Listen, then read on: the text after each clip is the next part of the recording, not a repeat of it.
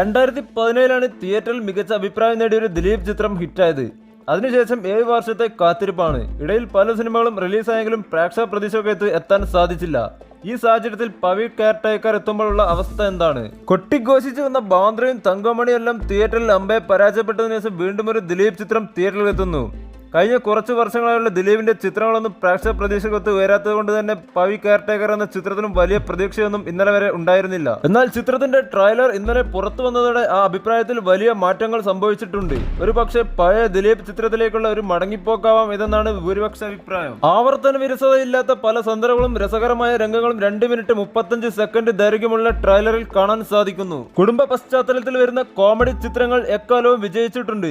അത് കോമാളിത്തരത്തിലേക്ക് പോകാതെ നിയന്ത്രിക്കുക എന്നത് മാത്രമാണ് ഏറ്റവും വലിയ കടമ്പ. അടുത്തിടെ പരാജയപ്പെട്ട പല ദിലീപ് ചിത്രങ്ങൾക്കും സംഭവിച്ചതും അതായിരുന്നു. എന്നാൽ പവീഡ് കെയർടേക്കറിലേക്ക് എത്തുമ്പോൾ സിറ്റുവേഷൻ കോമഡിയാണ് കൂടുതൽ.